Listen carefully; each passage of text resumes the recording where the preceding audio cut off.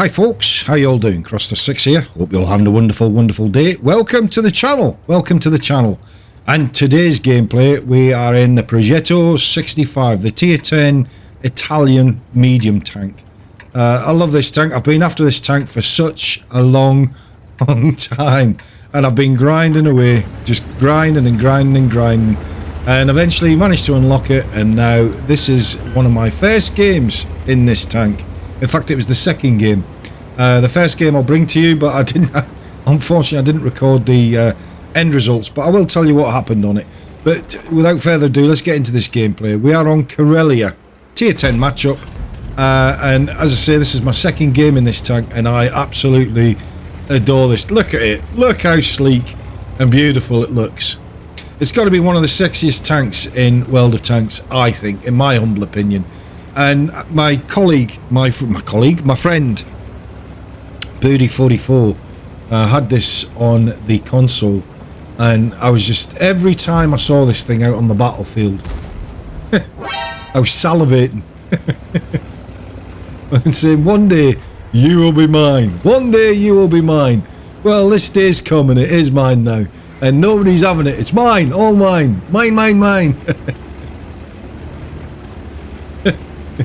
I can't help it. I just love this tank. I think it just looks so sleek, and with the loading system, the container system on it, it's that's the only thing that you got to get used to pretty quickly in this tank, because if you fire all of the shots, all of the rounds in this thing, it takes a little bit of time to reload. Not too long, but it's not too bad. But oh, I just love this tank. Look at this. Look, just very fast to reload, does good pen, good damage. Not all the time, sometimes you will bounce a few shots in it, but that's like any tank in the game, isn't it? You can't expect it always to... God, if we could pen every shot that we fired and get full damage all the time, we'd all be unicums by now, wouldn't we? Instead of going back to the garage early all the time, we'd be there, right to the very end. We fought them on the beaches. So have you got this tank, or are you working your way up to it, or are you fancying it? Are you looking at this and thinking, you lucky bastard, look at that, look at that, look at you there with this sleek turret. It's mine, you're not having it. Keep your bloody hands off, it's mine. I've been after this tank for so long, as I keep saying, and I'll keep saying it throughout the video, because I'm just in awe of this tank. I really am. As the Americans would say, it's awesome. It's awesome. To my American brothers and sisters, I'm not taking a piss, I promise. Well, I am a little bit. Speak English. We don't say awesome over it. It's awesome. It's awesome. It's good. It's great. It's fan-dabby-dozy. I think I've had too much coffee. What do you think? But no, it's a really good tank, and I highly recommend you getting this tank. As I say, I've played about 4 or 5 games in it so far, and 100% win rate so far, and it's early on, it's only 4 games, that'll soon change, I know that. But I just love this tank, and it's an absolute 100% keeper for me. I will not, under any circumstances, be getting rid of this tank. So wargaming, nerf away, I'm still not getting rid of it, even if it's just got to sit in my garage collecting dust, that's exactly what will happen, because I am not getting rid of this. I've worked so hard to get my little fingers, my little trotters on it, and I've now got it. So I'm just heading back because I saw that EBR was going up to try and take out our artillery. And there he is there. Them EBRs, man, they're so fast, aren't they? They are just so fast in the game, it's unreal. It really is. And I've actually got the EBR 105 myself. I managed to grind all the way up to it, and the EBR 90 and all that kind of stuff. And I've got to say, it takes a special person to be able to play this, because I am absolutely garbage in the EBR. I really am. I make so many bad decisions, probably because it's so fast, and the viewing range on it isn't the greatest.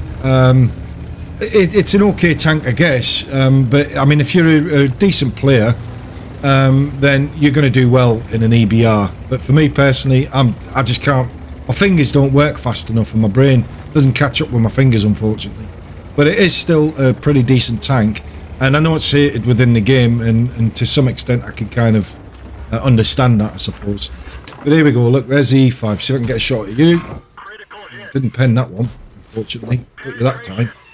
This is the thing with this tank, is the container system on it. It really, it gives you that confidence out on the battlefield that you can kind of, you know, take an extra 1 or 2 shots. And I'm slowly learning, and I've got the Progetto 46, so you think I would already know this because it's very, very similar. But you kind of get carried away very, very easily, just letting the entire 4 rounds go into the enemy, you know, whoever it is that you're shooting at. And then you very quickly realise, you think, oh, hang on a minute, I've got to reload again, I've got to get into some form of safety, and without the artillery slapping you like he's just done with me. And as you all know, I'm an artillery magnet, so that doesn't surprise me in the slightest. So I'm just trying to think, well, can I be able to push my way up towards these 2 tanks up here? I know that VZ55 is still sat down there over at B3, 4 area, 5 area. So I'm kind of, you know, wary of thinking, well, is he going to get side shots on me? But I don't know what he was doing, because he sat there the whole game. So I'm not quite sure what his thought process was, whether he was thinking he was sniping or whether he's a... I don't know. I don't know whether he's a new player or not. I've no idea, and I don't really care, to be quite honest. But he just kind of sat there the whole game, which is a bit strange for the VZ55, which is another tank that I'm grinding my way towards. So hopefully I'll be able to unlock that soon enough. If it was anything like the grind for the Progetto 65, it's going to be a while. That's all I'm saying about that.